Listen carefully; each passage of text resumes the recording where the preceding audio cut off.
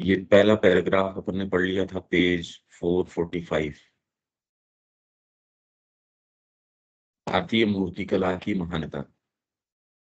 जो कुछ यूनानी मूर्तिकला ने व्यक्त किया वह चित्ताकर्षक, बहुत आकर्षित करता है चित्त को, श्री शोभायुक्त और श्रेष्ठ था।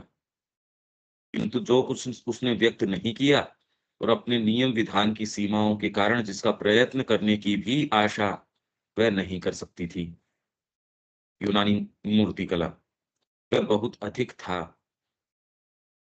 मतलब उस व्यक्ति ने जितने अंश को एक्सप्रेस किए बिना छोड़ दिया, इसलिए छोड़ दिया क्योंकि उसके नियम विधान की सीमाएं उसको उसके लिए अलाउ नहीं करती। अब आप ये बताइए कि ये जो एक्सप्रेशन है, ये इसलिए आप नहीं कर रहे क्योंकि आपके नियम विधान की सीमाओं के अंदर वो नहीं आता। अब ये मानवीय सीमाओं की मोहताज थोड़ी है, ये जो हायर चीज जो आ रही है, सीमाएं तो अपने को अकोमोडेट करो उसके हिसाब से। वो जो कंटेंट है, इसके कारण वह बहुत अधिक था। जो चीज उनके दायरे से बच निकली, संभावना की दृष्टि से अति महान था, वह ऐसी आध्यात्मिक गंभीरता एवं विस्तार था जिसकी मानव मन को अपने विशालतर और गंभीरतर आत्मानुभव के लिए आवश्यकता होती है। ठीक यही भारतीय मूर्ति शिल्प की महानता है कि वह पत्थर और कांसे में उस चीज को व्यक्त करता है जिसकी यूनानी सौंदर्यात्मक मन न कल्पना कर सका, न प्रकट ही कर सका, और उसे वह उसकी सही अवस्थाओं की गहरी समझ के साथ और एक स्वाभाविक महारत के साथ मूर्त रूप प्रदान करता है। भारत का मूर्ति शिल्प ये काम भारतीय कला करती है। ये हमने पढ़ लिया था कल, और अब इसके अंदर आगे देखते हैं। भारत का प्राचीनतर मूर्ति शिल्प उसी चीज को प्रत्यक्ष रूप में मूर्तिमान करता है जिसे उपनिषदों ने अंतः प्रेरित विचार के रूप में व्यक्त किया था। उपनिषदों ने जिसे विचार के रूप में, अंतः प्रेरित विचार के रूप में, जो तत्व, जो रियलिटी, जो भी चीज वो सामने, आप देखिए उपनिषद के कंटेंट देखिए, गीता भी अपने आप में उनके दर्जे में आती है। उस विचार को आप शब्दों में, भाषा में प्रकट करो, उसके भी चैलेंज हैं। मूर्ति शिल्प में वो विचार कैसे आए? एक फिगर, कोई चीज, वो तो आ जाए, पर वो ही विचार, उपनिषद का जो अंतः प्रेरित विचार है, वो ही मूर्ति शिल्प प्रत्यक्ष करने की, मूर्तिमान करने की कोशिश कर रहा है। और महारत तथा महाभारत तथा रामायण ने शब्द के माध्यम से जीवन के अंदर चित्रित किया था। उपनिषद ने विचार के रूप में, रामायण ने एक जीवन के अंदर उस चीज को डाल के दिखा दिया, महाभारत ने डाल के दिखा दिया। तो ये क्या कर रहे थे भाई? ये एक समझने की बात है कि कैसे आप पेंटिंग या मूर्ति शिल्प, मूर्ति के माध्यम से विचार को आप किस तरीके से लेके आ रहे हो, और फिर बाद में जो उसको रीड कर रहा है, उसके सामने आ रहा है, उसको इसका सेंस हो। ये भी नहीं कि लाइन इस तरीके से अगर ये टेढ़ी है तो इसका ये अर्थ निकलता है। ये तो उतना ही मेंटलाइजेशन हो गया कि आप ये कहो कि चलो इसको फिर बाद में डिकोड करते हैं किसी मूर्ति को, किसी पिक्चर को। तो ये कोई हायरोग्लिफिक लैंग्वेज तो थी नहीं, ये तो अंतः प्रेरित कोई चीज थी जिसने हाथों को काम में लिया, और वो मूर्ति, वो चेहरा, उसका भाव, उसके नाक नक्श जो भी है, आप अगर कोई फिगर बना रहे हो तो उसके अंदर ये सारी चीजें कैसे आए हैं उसके अंदर? ये कोई सिंबॉलिक लैंग्वेज तो ऐसा सच है नहीं, लैंग्वेज नहीं है ये। मूर्ति शिल्प अपने तरीके की है, और उसमें अब ये कैसे कि आंखें ये हो तो इसका ये अर्थ निकालो, तो वही वाली बात हो गई कि सिंबल ये हो तो इस सिंबल का ये अर्थ निकालो। ये तो मेंटलाइजेशन हो गया। इतनी मेहनत किसी से ने खुद भी क्यों करते और वो किसी दूसरे से भी क्यों करवाते कि मैं आपको सिंबल दे रहा हूं, इस सिंबल को इसकी बजाय ये अर्थ आप कर लो। ये नहीं कर रहे वो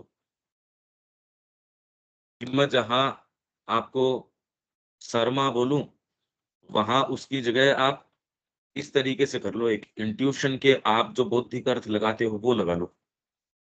पहाड़ बोलें तो पहाड़ का अर्थ आप इससे लगा लो, या तो एस्पिरेशन से लग तो एस्पिरेशन ही बोल देते, पहाड़ बोलने की क्या जरूरत है।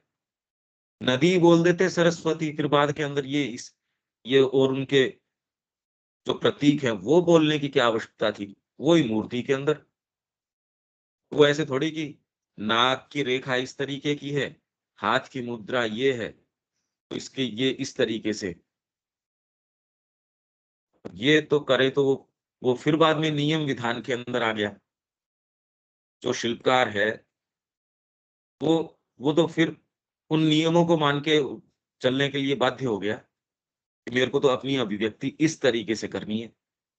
जबकि हायर आर्ट फॉर्म वो अपना विधान खुद लेके आती है। उसके हाथ को वो तो अंतः प्रेरित है, और उसके हाथ को, ब्रश को, छेनी को, जो भी जिस मीडियम से वो काम में ले रहा है, धातु के अंदर बड़ा मुश्किल है, उसमें तो और भी मुश्किल है। भारतीय स्थापत्य की तरह ये मूर्ति शिल्प भी, स्थापत्य जो है वो तो और बहुत विशाल काम हो गया। मूर्ति शिल्पी आध्यात्मिक अनुभूति से उद्भूत होता है। आध्यात्मिक आपको कोई रियलाइजेशन हुआ, कोई चीज हुई, उससे निकल के ये आ रहा है। आप इसके ऊपर कोशिश करो कि बाहरी नियम विधान उनकी कसौटी के ऊपर ये चले, तो उनकी कसौटी के ऊपर कैसे चलेगा। इसका तो विधान ही कह रहा है। और अपने महत्तम रूप में यह जिस चीज का सृजन एवं अभिव्यंजना करता है, सृजन और अभिव्यंजना उसको एक्सप्रेस करता है, वह है रूप के अंदर विराजमान आत्मा, देह में स्थित अंतरात्मा, दिव्य या मानव सत्ता में विद्यमान कोई न कोई जीवंत आत्म शक्ति, वैश्व एवं विराट सत्ता, जो संकेत में वैयक्तिक रूप तो धारण कर लेती है, पर उस व्यक्ति भाव में खो नहीं जाती। व्यक्तित्व की किसी क्रीड़ा को, किसी ऐसी क्रीड़ा को जो अत्यंत आग्रह पूर्ण न हो, धारण करती निर्वैयक्तिक सत्ता, सनातन के स्थायी क्षण, अपने कार्यों और रचनाओं में आत्मा की उपस्थिति, भाव, शक्ति और उसका शांत या शक्तिशाली आनंद, ये सारी चीजें यहाँ ये एक्सप्रेस कर रहे हैं, इसको क्रिएट कर रहे हैं। क्या क्या कर रहे हैं। रूप के अंदर विराजमान आत्मा जो स्पिरिट है, स्पिरिट ऑफ फॉर्म, रूप के अंदर अंतरात्मा तो एक दूसरी चीज हो गई। ये जिसको आप स्पिरिट कहते हो, ये सोल है। कि किसी चीज को एनसोल कौन करती है, क्या बात है। देह में स्थित अंतरात्मा, भाई हमारे अंदर स्थित, आप कह रहे हो मन है, प्राण है, शरीर है, अंतरात्मा है।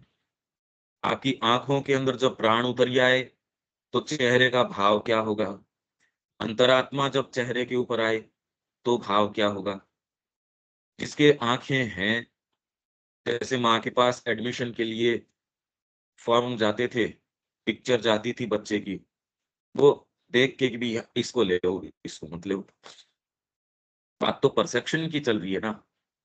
कलाकार, इवन पश्चिम का कलाकार उस चीज को सामने लाने का प्रयास करेगा जिसको रूप जो है, रूप से अतिरिक्त, अगर वो रूप ही बना रहा है तब तो फोटोग्राफ का काम कर रहा है वो, जिसकी अब कोई उतनी उपयोगिता नहीं है। इवन फोटोग्राफ भी तो वही लाने का प्रयास कर रहा है। कैमरे से आप वो चीज, एक विचार, कोई कौन सी चीज की विशेषता होती है, नहीं तो कोई भी उसको पॉइंट एंड शूट, इधर किधर भी करो, क्लिक करो। देह में स्थित अंतरात्मा मतलब एक इंडिविजुअल फॉर्म उसने ले लिया, एम्बॉडीड। देह में कैद नहीं कह रहे, ये एम्बॉडीड, एक कोई अंतरात्म तत्व है, सोल है, वो आके उसने एक व्यक्तित्व धारण कर लिया, एम्बॉडीड। उसको वो जो मूल तत्व आपका एक्चुअल में वो हुआ। तो ये क्या कर रहा है, ये चीजें कर रहा है। रूप के अंदर विराजमान आत्मा इसकी अभिव्यंजना कर रहा है। देह में स्थित अंतरात्मा, मतलब देहगत, देह में स्थित कह लो, या आप कहो देहगत अंतरात्मा। दिव्य या मानव सत्ता में विद्यमान कोई न कोई जीवंत आत्मशक्ति। आज जब विवेचन श्री अरविंद करते हैं नेपोलियन का, खाली श्री अरविंद ये कह रहे हैं, अरे तुम कितने लोगों ने उसके लिए, उसके फेवर में कही है, कुछ किसी ने अगेंस्ट में, अरे ये तो आदमी ही नहीं है। श्री अरविंद ने कहा तुम किसी बवंडर का विवेचन ऐसे मानवीय टर्म्स में कैसे कर सकते हो, ये तो दिव्य विभूति है आपकी, मानवीय टर्म्स में ये कैसे आ जाएगा। अब ये तो विवेचन अलग हो गया ना। एक व्यक्तित्व का विवेचन, आप उसको अगर क्या मानते हो, खाली एक सामान्य मानव मानोगे, कैसे आएगा।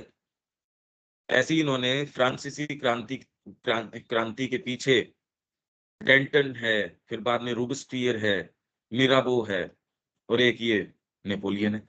ये चार इनका, और कैसे कैसे इन्होंने किस तरीके से, ये सारों का जितना बढ़िया श्री अरविंद ने, बाकी आप इतिहास पढ़ें, पूरी पुस्तक भी पढ़ें, पर ये पर्सपेक्टिव नहीं हो तो आदमी चूक जाए।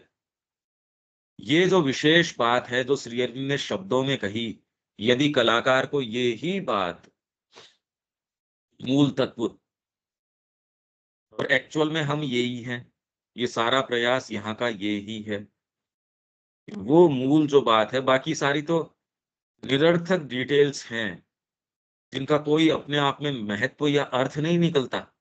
आप घटनाक्रम बता दोगे, खूब इधर उधर की बातें बताओगे, मूल बात ये कह ही नहीं रहे कि ये उद्गम कहाँ है, इसका क्यों आ रही है ये। यदि फिर आपको साइकोलॉजी, हाँ साइकोलॉजी अगर बताते हो तो बेटर एक्सप्लेनेशन है, पर वो साइकोलॉजी भी बता के अगर और पीछे नहीं गए, तो दिव्य या मानव सत्ता में विद्यमान कोई ना कोई जीवंत आत्मशक्ति, उसके पीछे कोई आत्मशक्ति। जैसे अब भारत के बारे में श्री अरविंद कह रहे हैं आत्मशक्ति उसकी, यदि आपका उसके साथ कोई ना कोई सूक्ष्म संपर्क है, तो आप ये जान सकते हैं कि जो कोर्स ऑफ इवेंट्स, अब लाइकली कोर्स ऑफ इवेंट्स होने वाले हैं, आप उसका पूर्वाभास कर सकते हैं। ये वाली चीज भारत की आत्मशक्ति या आत्मा है, उसके अलाइनमेंट में नहीं है, तो ये नहीं रह सकती भारत के अंदर देर सवेर। भारत आज तक भी अनवैदिक कोई भी चीज है उसको निकाल के बाहर करता रहा है। तो आप किसी मूवमेंट को वर्तमान में, और अब तो श्री अरविंद ने कितने सारे संकेत क्या साफ साफ आपको कहा है, कितनी सारी चीजें। हाँ, व्यापक दृष्टि उसके लिए जो कहा है, पहले तो उसको आत्मसात करना, उस आधार पे कुछ देख पाना। जब वो कह रहे हैं कि ये मूवमेंट है, वर्ल्ड यूनिटी होगी, अतिमानस की ओर मूवमेंट होगा, तो इन्हीं गिवन आपको अपीयरेंसेस, ये जो कंडीशंस हैं, जितने भी इवेंट्स हैं जो हमको इतने अभिभूत किए रहते हैं, या इतने मेस्मराइज करते हैं, या इतना ओवरवेल्म करते हैं, उनके भीतर से ही हमको देखना पड़ेगा कि हो क्या रहा है। तो कोई ना कोई जीवंत आत्मशक्ति, ये जितना भी घटनाक्रम आप देख रहे हैं, श्री अरविंद कह रहे हैं ये तो जीवंत शक्ति है। आप घटनाओं से इसका विवेचन कैसे कर सकते हो, घटनाएं तो उसका आउटकम है। आप भीतर से क्या हो, वैसी घटनाएं घटित होंगी। कलाकार है तो आपने वो फील्ड चुना, तो अब जो आपकी बाहरी कंडीशंस हैं वो आपके चयन का परिणाम है। दूसरे व्यक्ति के जीवन की जो कंडीशंस हैं वो उसके चयन का परिणाम है। अगर बाहर जीवन में कंफ्यूजन है तो इसका मतलब अंदर मेरे कंफ्यूजन है। तो इसलिए दिव्य ये मानव सत्ता में विद्यमान कोई ना कोई जीवंत आत्मशक्ति, उसको वो सामने लेके आता है। वैश्व एवं विराट सत्ता, इसको सामने लेके आता है, जो कि स्थापत्य तो सारा का सारा इसी के लिए है। मतलब आपका आर्किटेक्चर है, वो इसी का संकेत करता है। और ये मूर्ति के अंदर भी इस चीज को, जैसे बुद्ध की मूर्ति, बुद्ध की जो जो पेंटिंग है, उसमें वो कह रहे हैं इसमें कोई न वो बुद्ध दिखाने की कोशिश कर रहा, न वो व्यक्ति दिखाने की कोशिश कर रहा। वो तो एक वैश्व करुणा है या एक एक कॉस्मिक एक पोइज़ है, एक भाव है एवं विराट सत्ता, जैसे भगवान का विश्व रूप दर्शन। इस बात को अब नटराज है, नटराज की जो मूर्ति है, आपको क्या दिखा रही है? ये वो ही श्री अरविंद यहाँ नाम नहीं ले रहे, बाकी बैक ऑफ उनके कॉन्शियसनेस ये सारी चीज़ें उनके हैं ये, तभी तो ये कह पा रहे हैं। तो नहीं कैसे कह सकते हैं विचार करके, ये जो डिटेल हमको दे रहे हैं, ये पीछे कोई न कोई ये कि उनके मन में है और हो सकता है एक के अंदर ये सारी हों, इन्हीं में या बहुत सारी ऐसी है जिनमें ये सारी हों या किसी में एक प्रोमिनेंस में जो भी हों। वैश्व एवं विराट सत्ता, ये वो लाने की कोशिश करता है, जो संकेत में वैयक्तिक रूप तो धारण कर लेती है। एक नटराज है, आपने एक एक वैयक्तिक रूप तो दे दिया, इंडिविजुअलाइज़ तो कर दिया उसको, पर है ये वैश्व चीज़ ही, संकेत के रूप में आपने इंडिविजुअल फॉर्म दे दिया, पर उस व्यक्ति भाव में खो नहीं जाती। और ये वो क्या कर रही है, क्या नहीं कर रही है, यदि एक मूर्ति कर सकती है, तो हम क्यों नहीं? अरे हम तो बिल्कुल अलाइव है, एक एक पत्थर जो है ये काम कर सकता है। तो आप क्या सोचते हैं, सामने जिस व्यक्ति से मिल रहे हैं या आप स्वयं, हम सारे एक्चुअल तो ये अभिव्यक्ति हमको करनी चाहिए अपने जीवन से, अपने मतलब ये इस चीज़ का एक्सप्रेशन होना चाहिए हमारा जीवन, हमारा कर्म। आप पत्थर में ये चीज़ ला सकते हो, आप काँसे के अंदर लेके आ सकते हो, जो सो कॉल्ड आप निष्प्राण कहते हो। अरे हम तो सदेह हैं, सप्राण हैं, भावनाएँ हैं, क्यों नहीं? तो ये वैयक्तिक रूप रूप तो धारण कर लेती है, पर उस व्यक्ति भाव में खो नहीं जाती, उसमें खोई नहीं, हम खो गए, हम इसी के अंदर ये खो गए। और वो जो उसका कार्य है, अब बुद्ध वाली जो चीज़ है उसमें न वो बुद्ध को दिखाने की कोशिश कर रहा, न वो उसकी पत्नी दिखा रहा, वो न संबंधों को दिखा रहा, पर एक एक उसने इंस्टेंस लिया क्योंकि अब वो बुद्ध पेंटिंग्स हैं सारी की सारी। आप उसको अब श्री अरविंद ने सावित्री का कथानक काम में ले ही लिया, जबकि ऐसी कोई बात महाभारत में तो है नहीं। उसको काम में लेके उन्होंने क्या बना दिया उसका देखिए। तो हो सकता है वो नाम कुछ साम्य रखते हो सावित्री, कुछ घटनाएँ, कुछ उसका विकास क्रम ये सारे कुछ कुछ साम्य रखते हो उससे, पर ये चीज़ ही नहीं है वो। श्री अरविंद ने तो एक एक महाकाव्य, एक एक नया क्रिएशन कर दिया। व्यक्ति भाव में खो नहीं जाती। श्री अरविंद कोई खो नहीं गए उस कहानी के अंदर। व्यक्तित्व की किसी ऐसी क्रीड़ा को जो अत्यंत आग्रहपूर्ण न हो, इंसिस्टेंट न हो, आग्रहपूर्ण मतलब इंसिस्टेंट, जो इंसिस्ट करती हो जैसे हम करते हैं, मेरे शरीर की तुष्टि, मेरे प्राण की तुष्टि, जो सामाजिक नियम है उनकी तुष्टि, इसके ऊपर उसका कोई आग्रह नहीं है। ये सेंटेंस ये तो ठीक है पर वो करेगा कैसे इसको? एक ये तो अकल्पनीय चीज़ है। और आप किसी मूर्ति के सामने अगर श्री अरविंद कह दें ये मूर्ति ये इस चीज़ को फुलफिल कर रही है इस सारे को, हमारे लिए तो प्रवेश करना भारी हो जाएगी यार ये कैसे कर रही है? फिर अगर वो ये कह दें कि ये मूर्ति के अंदर देखो ये विराजमान आत्मा, रूप के अंदर की आत्मा, हमको तो अटकलें ही लगानी पड़ेंगी फिर। तो आप ये देखिए हम कितने फार ऑफ हैं जो एक्चुअल चीज़ें हैं उससे। और बात मूर्ति की उसकी नहीं हमारे अपने जीवन की है। अगर ये हो सकता हो और इनफैक्ट ये ही है, अगर एक पत्थर में है तो हम तो जीवंत हैं भई, जीवंत बन सकते हैं एट लीस्ट। यदि हम ये अभिव्यक्ति करते हैं तो हम जी रहे होते हैं, अदरवाइज़ तो हम जी नहीं रहे। तो वो आग्रहपूर्ण न हो, इसपे व्यक्तित्व की क्रीड़ा, व्यक्तित्व की क्रीड़ा मतलब अब आपके डिटेल्स मूर्ति बनाई तो उसमें कोई नाक के ऊपर वो आग्रहशील नहीं है कि नाक ऐसी बननी चाहिए, होठ ऐसा बनना चाहिए, कान की शेप, साइज ये होनी चाहिए, या फिर वो अभिव्यक्ति, मानवीय अभिव्यक्ति कर ही नहीं रहा। वो आपको पूरा एक फिगर दिखा रहा है, पर पेट की जगह पेट नहीं है। इन द सेंस, मूर्ति में तो पेट की जगह पेट ही आएगा, पर मैं ये थोड़ी कह रहा हूँ कि सिर के ऊपर पेट लगा दिया। पर मैं ये कह रहा हूँ कि वहां ये सारे के सारे सांकेतिक हैं। वो आपको पूरा एक खाली उसका एक संकेत दे रहा है।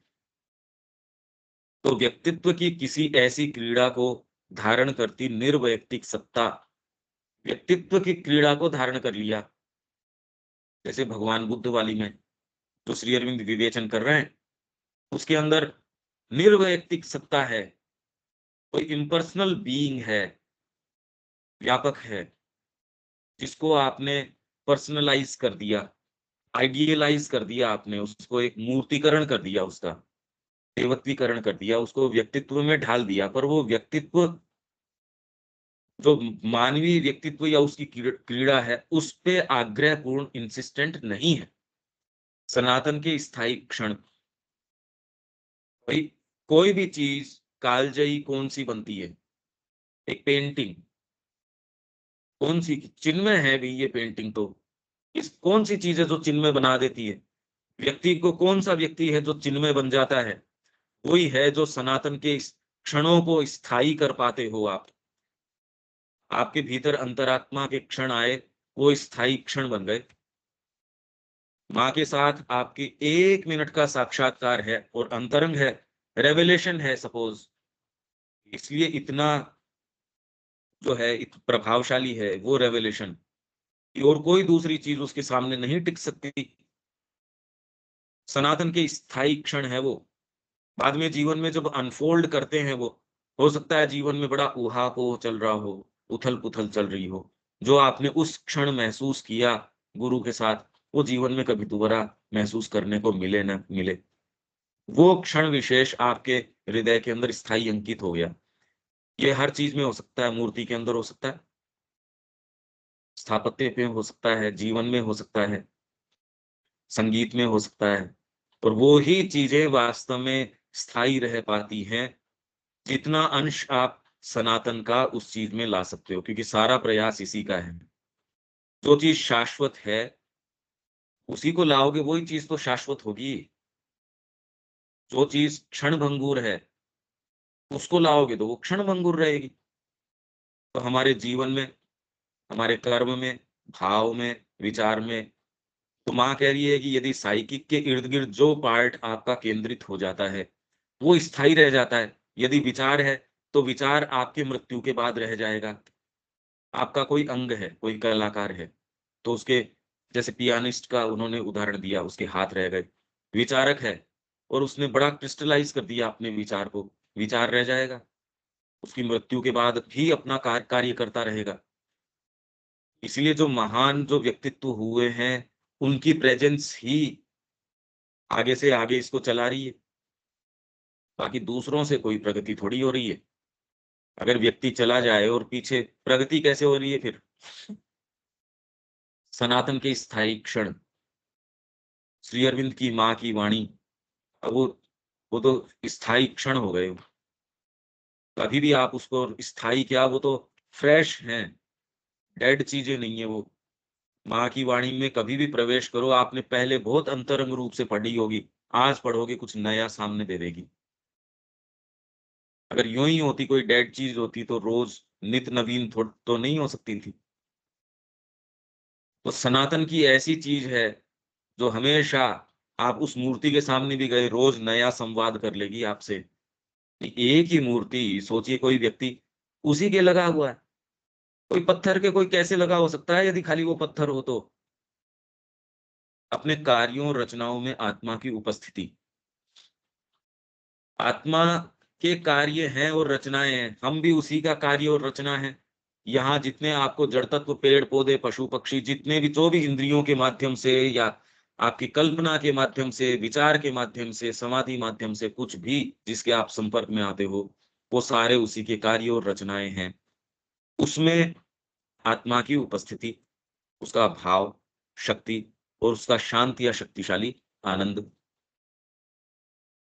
उसके अंदर आप बनके या कोई कीड़ा बनके वो उसमें क्या, उसकी उपस्थिति क्या है और उसका आनंद क्या है। तो वो अगर वो बना भी रहा है, कोई ऐसी चीज, कोई पक्षी है, पेड़ है, पौधा है, पशु है, तो उसके अंदर वो उसके बाहरी तत्व जो आपकी इंद्रियां जिसको देखती हैं या टच करती हैं, वो सामने लाने का आग्रह है ही नहीं उसका। वो तो ये सारी चीजें, अब पहले तो इसके अंदर प्रवेश हो, ये तो कहो कि यार ये तो अच्छे अच्छे साधक का प्रवेश नहीं होता। सोचिए आप, तो वो कोई, इसलिए जब माँ से ये पूछा गया कि माँ एक कलाकार है, वो योगी, एक योगी एक कलाकार हो सकता है, उन्होंने कहा, "अरे सारी चीजें ये तो हम पढ़ के गए थे ना कि उन्होंने कहा ये जितने भी हमारे महाकाव्य हैं, ये ऋषि थे, उन्होंने ही तो ये रचना करी है, वो शेक्सपियर से कोई कम नहीं थे। ये नहीं कह रहे कि वो शेक्सपियर को ऊपर बिठा रहे हैं, पर अगले के दिमाग में तो ये है ना कि टॉप मोस्ट अभिव्यक्ति शेक्सपियर है और है, अंग्रेजी कवियों ने इन्होंने करी, भारत के अंदर तो कौन है?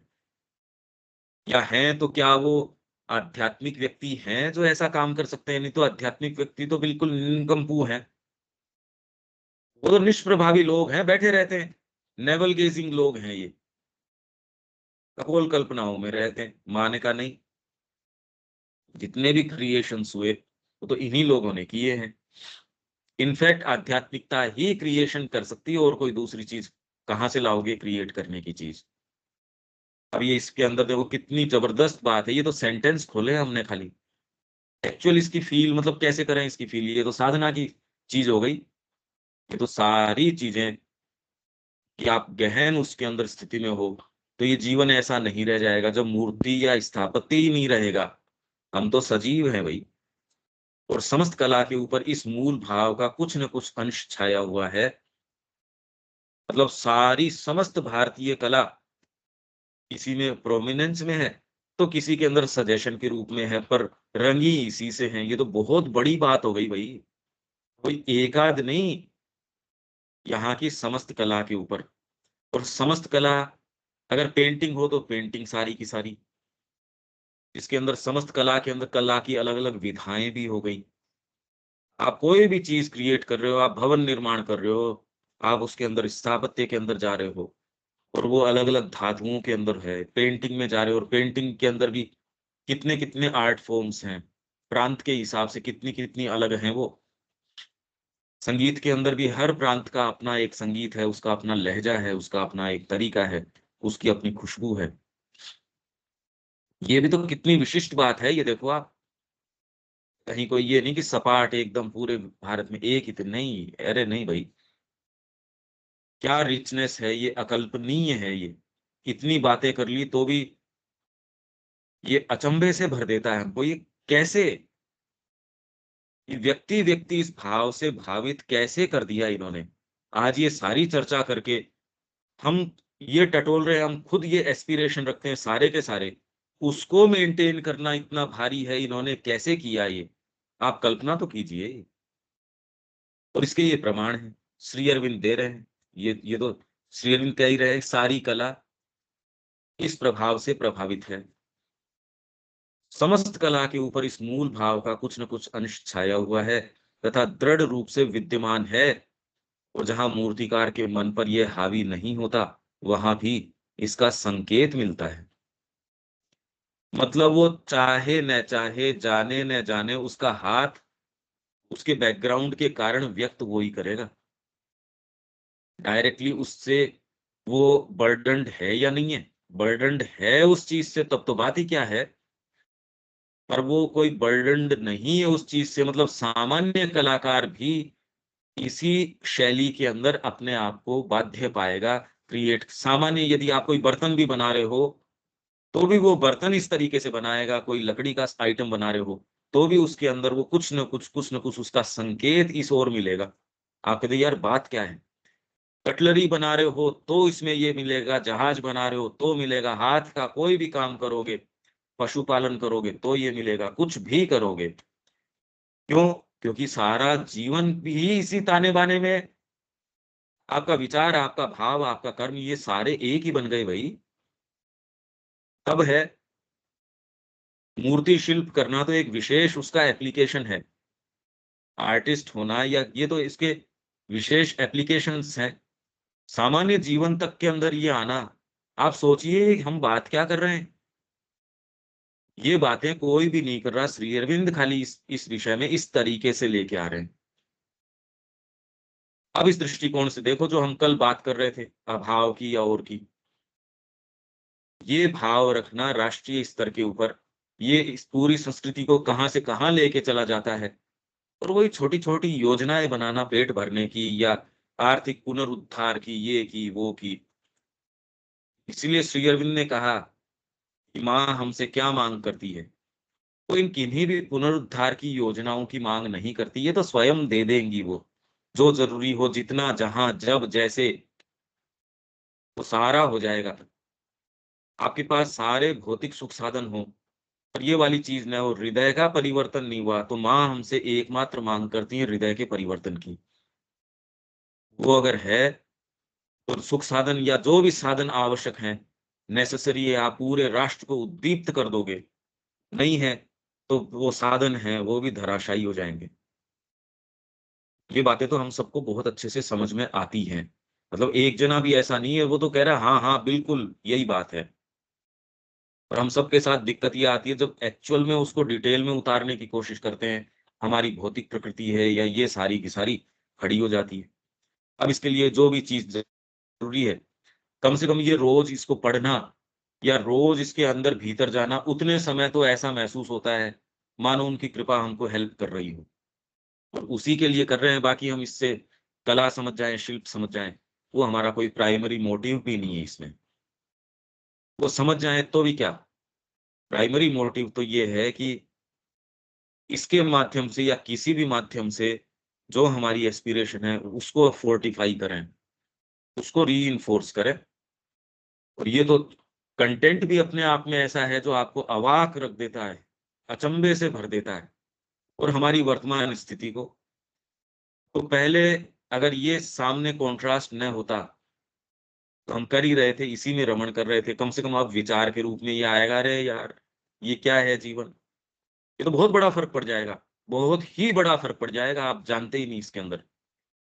किसी न किसी क्षण आपको ये ज़रूर कि अरे ये क्या बात है? ये बीच का गैप कहाँ आ रहा है? चाहते तो ये हैं, जीवन ये। तो किसी क्षण यदि लगातार हम रहे, तो अंतरात्मा आके एकदम लगाम ये लगा भी सकती है। ओवरनाइट भी लगा सकती है कि ना, आज से तो ये नहीं होगा। अब ये किसके साथ कैसे क्या होगा, हम स्वयं अपने विषय में ही नहीं जानते। तो पॉज़िटिव इसका एटीट्यूड यही है, बस इसमें लगे रहें, जो है सो है। और जो जितना समझ में आए, उसको कर्म के अंदर डालें, जितनी हमारे से हो सकती है भई। ये है नहीं कि कोई नहीं करना चाहता, सारे ऐसे हैं जो चाहते हैं। तो जितना हो अपनी सिंसियरिटी से लगे रहें। और इसीलिए भारत की वास्तुकला की भांति उसकी मूर्ति कला की ओर भी हमें भिन्न प्रकार का मनोयोग, दृष्टि और प्रतिक्रिया की एक भिन्न प्रकार की क्षमता लेकर आना होगा। इसको यूरोप की अधिक बाह्य रूप से कलात्मक कला की अपेक्षा, इसमें हमें देखने के लिए अपने भीतर अधिक गहरे जाना होगा। तो इसलिए माँ क्या कह रही है, श्री अरविंद क्या कह रहे हैं शिक्षा के बारे में, उसके बारे में, आप सोच रहे हो कि उसी आप अपने मानसिक दृष्टिकोण से जाएँगे, और माँ की पुस्तक आप समझ रहे हैं, श्री अरविंद की पुस्तक आप समझ रहे हैं, उनके विचार को समझ रहे हैं।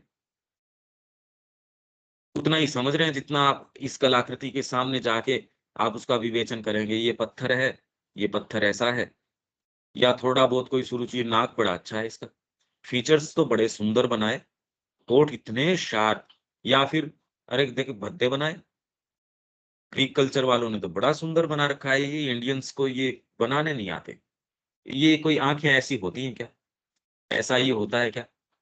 बुद्ध का बनाया, बुद्ध ने तो पूरा कैनवस आपका ऊपर तक हाइट जो है वो पूरी भर रखी है।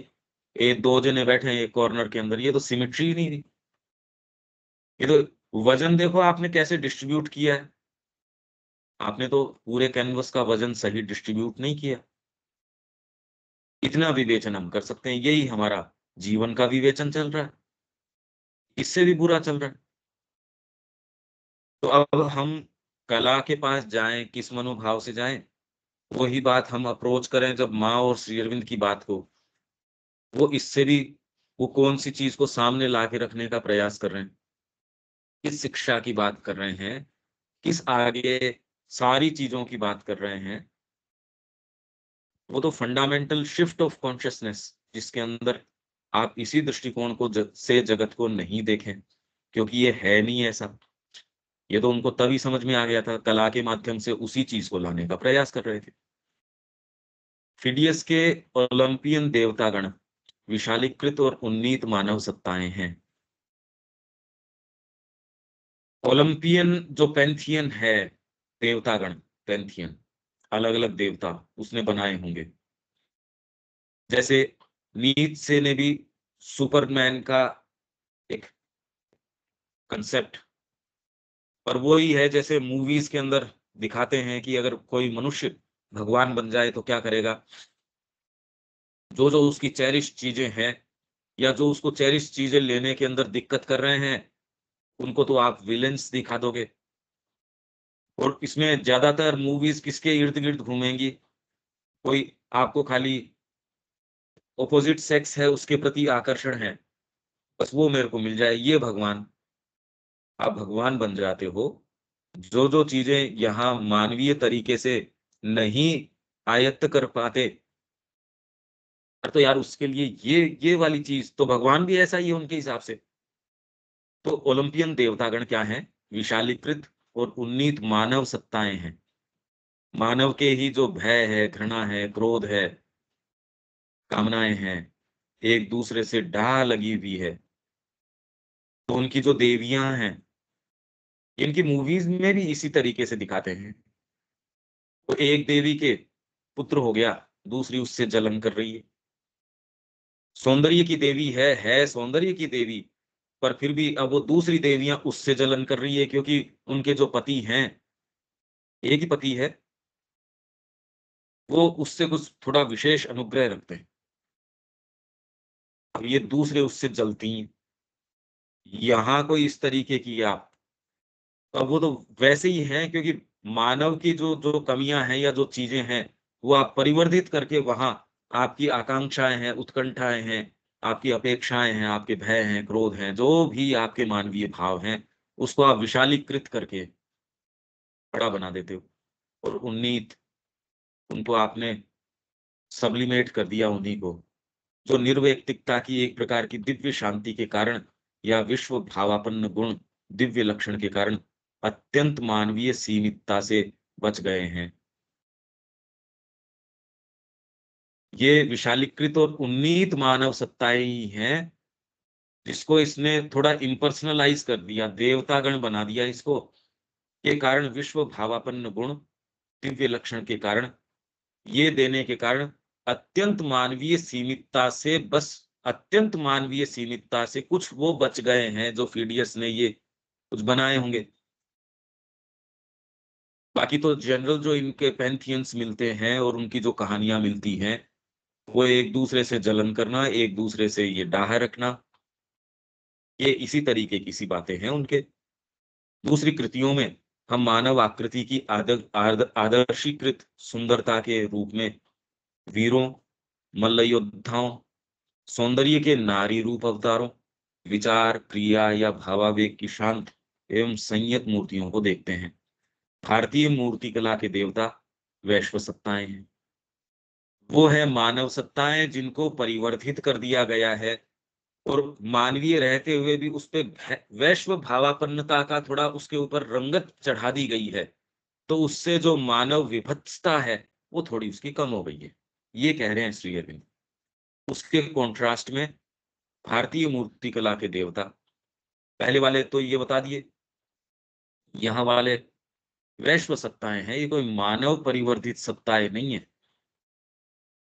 अब ये तो बात उल्टी हो गई, तो वैश्व सत्ताएं, अब सपोज भारत अपने आप में, उसकी जो सत्ता है वो एक कॉस्मिक बीइंग है। आप उसको भौगोलिक स्थिति से, इससे उससे नहीं कह सकते। और उसकी एक अंतरात्मा है, और उस हम जो हैं व्यक्ति, उससे ज्यादा सजीव है। वो अपने निर्णय स्वयं लेती है कि मेरे को अपनी क्या दिशा लेनी है, कौन सी क्या चीज लेनी है। और बहुत ज्यादा सजीव है, पहले जितनी रही होगी। अब जब हम ये, अरे भाई इतना फेथ तो हम रख ही सकते हैं कि माँ और श्री अरविंद कार्यरत हैं, और बहुत पोटेंटली कार्यरत हैं, जिनमें थोड़ी सेंसिटिविटी है, वो टच कर सकते हैं, टेंजिबल प्रेजेंस महसूस कर सकते हैं, तो वो हैं। और उनका प्री ऑक्यूपेशन भारत के ऊपर रहा, श्री अरविंद का। और माँ भी कह रही है मेरे लिए, जो मेरा चयनित जो स्थान है वो फ्रांस नहीं भारत है। यही बात कृष्ण प्रेम कह रहे हैं। तो वो उसको क्या छोड़ देंगे? जब ये वैश्व सत्ता है, मूर्तिकला ऐसी वैश्व सत्ताएं और बहुत हो सकती हैं। जब विश्व रूप दर्शन वो दिखा रहे हैं, विश्व रूप का पूरे का उसका दर्शन, वेद जो है पुरुष सूक्त के रूप में भगवान को पूरा का वर्णन कर ही रहा है, उसको आप मूर्ति के अंदर लेके आओ। वैश्व सत्ता, नटराज इसका एक अच्छा उदाहरण है। उसमें कोई मूर्ति कोई फिगर वो सामने नहीं है, वो तो एक वैश्व सत्ता, इनफैक्ट वैश्व क्या, वो तो परात्पर सत्ता है, ट्रांसेंडेंटल प्रेजेंस है, यूनिवर्सल ही नहीं। उसको ला के कैसे वैश्व रूप से उनका जो नृत्य है, जो इतना तेज नृत्य है कि आपको स्टेशनरी प्रतीत होता है, स्टेटिक प्रतीत होता है, इतना तेज उनका है पूरा मूवमेंट कि आपको जगत के अंदर नियम विधान ये सारे प्रतीत होते हैं, जबकि हर क्षण ये, तो वैसे ही कि वो स्टेशनरी नजर आ रहा है आपको, ये नृत्य एक भंगिमा कि बस वो है, पर वो ही आप धीरे धीरे धीरे उसमें जाना शुरू करो, वो कोई वही चीज थोड़ी रहेगी। दुर्गा का स्वरूप उसके ऊपर आप कंसंट्रेट करना शुरू करो, वो वैसा रहेगा। उसमें तो सारी दिव्यता रोम रोम के अंदर, उसके एक एक आयुध उसने ले रखा है, उसमें एक एक चीज जो है वो सारी की सारी आपके लिए जीवंत हो उठेगी। अगर भावना से भी प्रवेश करते हो तो भी इसके बहुत मायने निकलेंगे। और इससे आपको, भाई अब इसमें ऑब्जेक्टिव रियलिटी क्या है? ये तो आपने कहा कि किसी मूर्ति के पास आप भावना से जाओगे, वैसे उसके अंदर आपके पास आना शुरू हो जाएगा। तो इसमें तो आपकी भावना का आपने उसके अंदर एट्रिब्यूशन कर दिया, ठीक बात है। पर अब इसमें आपकी भावना ने जो आपको डेटा दिया, उसके अलावा यदि वो मूर्ति आपके साथ व्यवहार करना शुरू कर दे, जो कि आपकी कल्पना तो थी नहीं, वो व्यवहार यदि वो मूर्ति आपके साथ, सो कॉल्ड मूर्ति आपको लगता है वो मूर्ति, पर आपके अंदर वो भाव, वो विचार या एक्चुअल में आपको ऐसी कोई चीज जो आपकी कल्पना में थी नहीं ना आप कल्पना कर सकते, वो हो गई, तो आपको तुरंत ही ये सोचने के लिए ये बाध्य करता है, अरे ये क्या बात है। अगर आप सेंसिटिव हैं तो आप एक सर्टेन फ्रेमवर्क से इस साहित्य में प्रवेश करते हैं, पर इसने आपकी अप्रत्याशित चीजों को टच कर दिया, उनको उभार दिया। आप तो ये आशा नहीं लेके गए थे इसके पास, न आपके दिमाग में थी, न आपके बैकग्राउंड में ऐसी चीज थी कि मैंने पहले कभी बैकग्राउंड में आई हो। तो ये तो एक ऑब्जेक्टिव प्रूफ हो गया, ये तो कोई सब्जेक्टिव बात नहीं है। ऑब्जेक्टिवली ये चीज हो गई कि इस मूर्ति ने आपके साथ संपर्क साधा है, वो वैश्व सत्ता है या जो भी सत्ता है। आप उसके पास जाते हो, उसके अंदर प्रवेश करते हो, सर्टेन चीजें हो सकता है वो आँखों के माध्यम से, अभी आपके एस्थेटिक्स हैं, उनको अपील करे, डीपर कोई चीज़ अपील ना हो। भई जितना आप उस समय विशेष के अंदर उसमें जा सकते हो, उतना वो दे देगी, और उस पे ड्वेल अपॉन करते हो और दे देगी। उसी पे लगे रहते हो, तो अपनी अंतरंग जो चीज़ें धीरे-धीरे, धीरे-धीरे आपके सामने रिवील करेगी। तो अब इसमें आप ये कह दोगे यार ये तो सब्जेक्टिव एक्सपीरियंस है, ऑब्जेक्टिविटी क्या है? आपने कोई प्लॉट गढ़ा, एक एक आपके मन के अंदर नोवेल है। अब वो कैरेक्टर वही काम करता है जो आपने उसको करवाया है उस कैरेक्टर से। आपके नोवेल में वो कैरेक्टर दूसरी चीज़ कैसे कर सकता है? कल को वो कैरेक्टर कोई ऐसे काम करने लगे जो आपने नहीं उसको बताया। अब आप ये कहते हो यार ये कैरेक्टर तो जीवंत हो गया, क्योंकि मैंने इसको ये सारी चीज़ें नहीं दी थी। ये तो मेरी कल्पना है, या ये मेरा इसको प्रदान की हुई चीज़ नहीं है, ये तो अब ये बात ही दूसरी हो गई। तो ये सारे ऐसे स्पिरिचुअल डायनामोज हैं, ऐसी चीजें हैं, आप कोई भी चीज से प्रवेश करते हो, जिसमें जनमानस सारा प्रवेश करे ये जरूरी नहीं है, पर एटलीस्ट कम से कम आप जाते हो तो खाली हाथ नहीं आते, कुछ न कुछ उससे जरूर लेके आते हो, इतना भी पर्याप्त है। जिसकी जितनी क्षमता है, वही आपके अगर पात्र रिक्त रहने शुरू हो जाएँ, तो एकदम नीचे पतन में चले जाएँगे। हमारे जितने भी तंत्र हैं, ये व्रत है, त्योहार है, फिर आपके पिलग्रिम प्लेसेस हैं, तीर्थ के स्थल हैं, शक्ति पीठ हैं। अगर ये रिक्त होते इन सारी चीज़ों से, सोचिए कि इन्होंने किस स्तर तक थामे रखा है। आध्यात्मिक नहीं है ये, पर आध्यात्मिकता तो शब्द एक बहुत, बहुत विशाल और बहुत, बहुत ही अलग है इससे। पर ये तैयारी न करो तो ये फिर क्या हो, आप कहाँ जाओ? तो आध्यात्मिक शक्ति, आध्यात्मिक विचार और क्रिया एवं अंतरतम चैत्य अर्थ के साकार रूप हैं।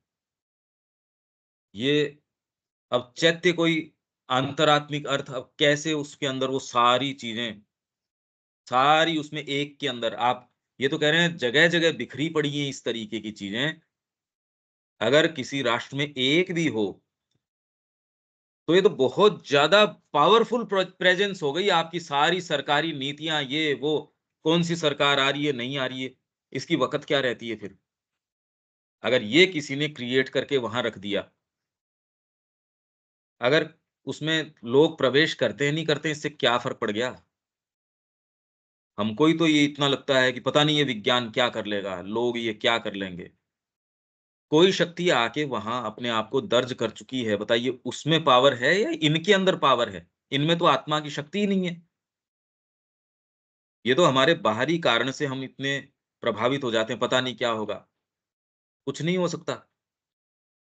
वो अगर एक शक्ति आके वहाँ, एक व्यक्ति, एक ऋषि, एक कोई ऐसी बात जो deeper truth, deeper consciousness, deeper power, एक क्षण, एक चीज़, जिसका भी इसके अंदर प्रवेश है, वो बिल्कुल इसीलिए तो वो काम एंड कंपोज़्ड नीरवता में रहता है, नहीं तो एजिटेटेड रहता है व्यक्ति। उसकी खुद की भी सरकार हो और बिल्कुल सारा उसका मैंडेट हो, तो भी कोई शांति से थोड़ी सो सकता है। इसको बनाए रखो, नहीं तो ये बनेगा नहीं। यहीं एक दूसरा व्यक्ति, चाहे परिस्थितियाँ कैसी भी प्रतिकूल हों, कुछ भी हों, उसको पता है कि इसका एक क्षण जो है, अंतरात्मा का एक क्षण, ये दूसरी तो सेंचुरीज़ जो हैं, उनके सामने भी ये कोई तुलना थोड़ी है इसकी। आपको इसकी पोटेंसी का एक बार आभास हो जाए, आप कभी इनके काँच के टुकड़ों के पीछे नहीं जाएँगे। मानवीय रूप तो इस अंतरात्मिक अर्थ का वाहन, इसकी आत्म अभिव्यक्ति का बाह्य साधन है। हम हैं वो।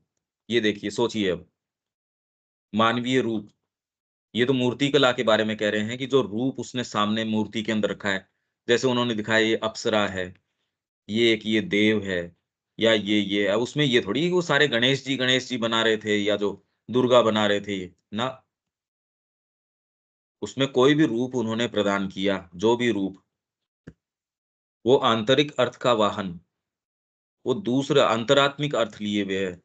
अगर वो लिए हुए तो हम भी तो लिए हुए हैं भई। इस चीज़ की आप बहुत डीप रिस्पेक्ट करो। आप अपने आप को भी रिस्पेक्ट इस दृष्टिकोण से नहीं कर पा रहे। तो आत्मा की एक उसकी अपनी गरिमा है। आप उससे नीचे व्यवहार करके उस गरिमा को खराब कर रहे हो। हम सब कर रहे हैं ये। और अगर उस गरिमा में रहें, अरे यार मैं कोई ये थोड़ी हूँ, चमड़ी थोड़ी हूँ मैं। इस गरिमा में रह के यदि मैं इस चीज़ को रिफ्लेक्ट कर रहा हूँ जिसका वाहन हूँ, माँ श्री अरविंद मेरे आके घर पे हों, तो मैं किस तरीके से बिहेव करूँगा? तो वैसे ही वो हमारे अंदर विराजमान है, तो हमको कैसे करना चाहिए? कम से कम इस भाव से तो शुरू कर ही सकते हैं। इसकी आत्म अभिव्यक्ति का बाह्य साधन है। मूर्ति की प्रत्येक चीज़, अभिव्यक्ति की प्रत्येक संभावना जो वह प्रदान करती है, चेहरा, हाथ, अंगों की मुद्रा, पूरी देह की स्थिरता, स्थिरता मतलब अब मूर्ति तो मूर्ति वैसे ही है, आप लंदन म्यूज़ियम में 50 साल पहले गए थे, ये थोड़ी कि उसने साइड चेंज कर ली अपनी, वैसी ही दिखेगी। चाहे भगवान बुद्ध की प्रतिमा ने कृष्ण प्रेम को कुछ भी रिवील किया हो, है तो वही, वैसी की वैसी। कैमरा अगर फ़ोटो तब लेता, आज ले लो, दोनों को मिलाओगे उसमें तिल भर फ़र्क नहीं आएगा। और ये भी एक जोरदार बात है, एक व्यक्ति को एक किसी मूर्ति के अंदर संपर्क किसी दिन तो डायरेक्ट संपर्क होता है, जैसे कोई इससे संवाद ही कर लिया हो, दूसरे दिन जाता है, उस दिन कुछ नहीं होता। ये भी बड़ी विचित्र बात है। आदमी कहता है यार मैंने तो ये सोचा ही नहीं था, ये मैं सोच के नहीं गया था। अब कैसे एक्सप्लेन करो इन सारों को? बाहरी बुद्धि हमारी खुद की, मैं खुद ये अनुभव करूँ, तो भी दूसरा इसको ब्रश ऑफ कर देगा, शायद हो गया होगा यार, ठीक है, होता रहता है। जो आपके साथ सबसे कीमती जो अनुभव सारे दिन सबके साथ होते हैं, ऐसा कोई व्यक्ति नहीं है, जिसके साथ ज़्यादा या कम न होते हों। इसी चीज़ को हम दरकिनार कर देते हैं, कुछ भी कह के, हाँ भाई ठीक है, विचार कह देते हो, भाव कह देते हो, कुछ भी कह के, जो सबसे कीमती चीज़ें जो हमारे साथ सारे समय हो रही है, हम उसको नेग्लेक्ट कर देते हैं, डिसरिस्पेक्ट कर देते हैं उसको। पूरी देह की स्थिरता, मतलब पूरा जो वहाँ जो वो आर्ट पीस है, उसकी स्थिरता और उसका झुकाव, किस ओर मुड़ी हुई है। कई आप देखते हो ये त्रिभंग है, या जो मूर्तियाँ जो मैंने आपको दिखाई, जो उसमें सीधी थोड़ी खड़ी हैं, कोई सीधी भी खड़ी हैं तो हाथ की मुद्रा कैसी है, कुछ थोड़ी-सी टेढ़ी हैं, कुछ इवन बुद्ध का दिखा रहे हैं, वो हाथ के अंदर एक कमल है, तो ये थोड़ा-सा, और यूँ नहीं कि वो अच्छा लगता है इसलिए, ये नहीं, ये भी तो है ना, एस्थेटिकली बड़ा अपीलिंग है। जैसे आपके कोई ये कोई मॉडल है, वो सीधा थोड़ी कि यूँ-यूँ खड़ा हो जाएगा, यूँ, "अरे यार तुम क्या है, पोज़ दो ये।" तो उसमें वो कह रहा है ऐसे होना, वो एस्थेटिकली ये थोड़ा अपीलिंग है, ये थोड़ा ऐसे है, थोड़ा बाल इस तरीके से कर लो, थोड़ा ये इस तरीके से, कपड़े भी पहन रखे हैं तो इसको इस तरीके से करो, साड़ी को इस तरीके से। वो नहीं कर रहे ये बिल्कुल भी, उनका इससे कोई दूर-दूर तक संबंध नहीं है। वो तो जानबूझ के ऐसी यदि कोई डिटेल आने का प्रयास करे भी, उसको जानबूझ के दबा देता है।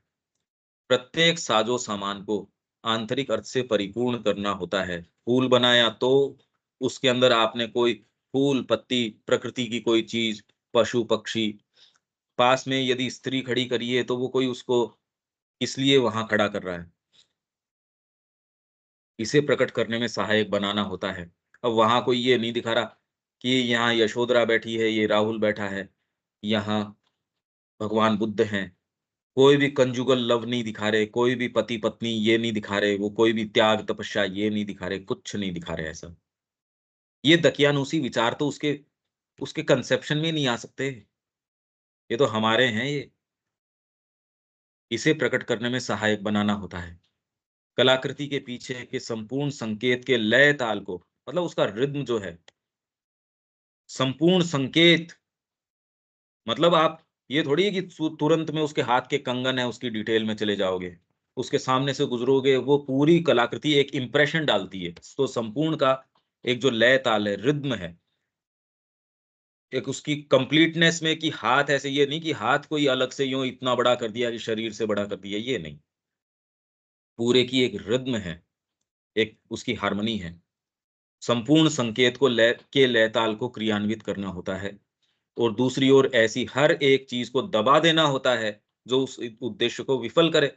ठीक है, ये तो हम कहते आए हैं। बी बौद्धिक रूप से तो हमको ये समझ जाना चाहिए, बाकी एक्चुअल में इसके ऊपर हमको डेफ़िनेटली कॉन्टेम्पलेट करना चाहिए। ये ही हमारा, आप कोई अपना समय विशेष इसके लिए कर लो, जिसमें और सारी चीज़ों से बिल्कुल फ्री होके, क्योंकि ये अभी चल रहा है, फिर बाद में दूसरी चीज़ें। पर एक समय ऐसा जो आपने ये किया, उसपे जीवन में उतारें, वो तो एक ठीक है।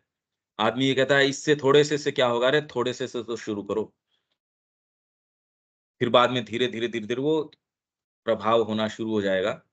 पर एक समय विशेष के ऊपर, इसके ऊपर इतनी गहराई में कि वो आपको सामने से रिवील करें चीज़ें। विशेषकर उन सब चीज़ों को दबा देना जिनका अभिप्राय मानवीय आकृति के महज़ प्राणिक या भौतिक, बाह्य या प्रत्यक्ष संकेतों पर ही आग्रह करता हो।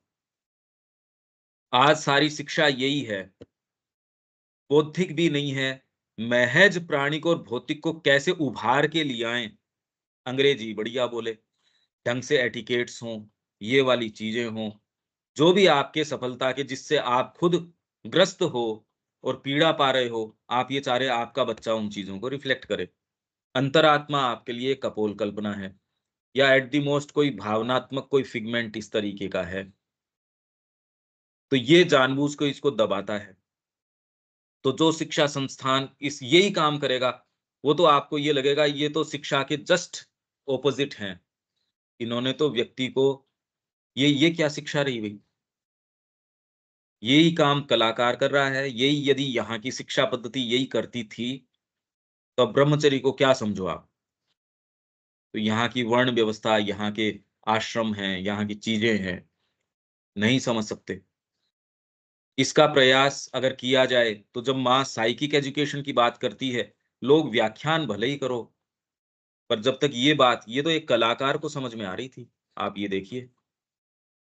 और यहाँ सारा ताना-बाना एक ही था, चाहे वो व्यापार हो, चाहे चिकित्सा पद्धति हो, चाहे शिक्षा पद्धति हो, चाहे राजतंत्र हो, कोई भी कुछ भी तंत्र हो, कुछ भी, सब एक ही वेफ्ट है, अलग नहीं है। सब वैदिक स्पिरिट के अंदर है और आज भी है। अगर ये चीज़ स्थायी है, क्योंकि हम दूसरे रूपों को देखना नहीं जान रहे। श्री अरविंद का आना कोई महज़ घटना नहीं है। उनके साहित्य का होना कोई महज़ कोई ऐसी चीज़ नहीं, जैसे कुछ लोगों से बात करने पे बहुत कई बार डिसअपॉइंटेड होते हैं। वो तो कह रहे हैं कि कुछ लोग पढ़ने में जाते हैं, कुछ का नहीं होता इसके अंदर। अब वो ऐसा कह के क्या कहना चाह रहे हैं पता नहीं। इस प्रकार की रचना का उद्देश्य आदर्श भौतिक या भावात्मक सौंदर्य नहीं, अपितु वह परम आध्यात्मिक सौंदर्य या गूढ़ार्थ है, जिसे मानव आकृति व्यक्त करने में सक्षम है। हमारे माध्यम से वो ही हो रहा है। आप और मैं और कुछ नहीं है, खाली यही हैं। ये हम कल इससे आगे से पकड़ लेंगे। ठीक है, ये यहाँ तक। पर ये एक चेतना के शिफ्ट की माँग करता है। इससे आगे तो हम और क्या प्रवेश करें? इससे आगे तो वाणी मौन हो जाती है। विचार से तो इतना भले ही हम बात कर सकते हैं, पर एक्चुअल्स में तो इससे प्रवेश हुआ नहीं। सेव ऐसी होती है, उसका रंग लाल होता है, ये खाने से ये आपको कुछ पोषण दे देता है, मीठा होता है या ऐसा होता है। उसका आनंद तो जब मैं उसको मुँह में लेऊँ, एक बाइट लेऊँ और उसको चबाऊँ, उसका रस लेऊँ। ये जब तक न हो तो उसका हमको प्रयास करना चाहिए, बाकी तो अभी तक तो हम विवेचन तो जितना नज़दीक जाने की कोशिश कर रहे हैं, उतना कर रहे हैं। पर ये तो सारी चीज़ें एक्चुअल की हैं, ये किसी स्टेट की, किसी बात को, उसको सामने ला रहे हैं, ना कि कोई वर्णन के लिए वर्णन कर रहे हैं। हाँ जी, देविका जी ठीक है? कोई लाइन या कोई चीज़ ऐसी है?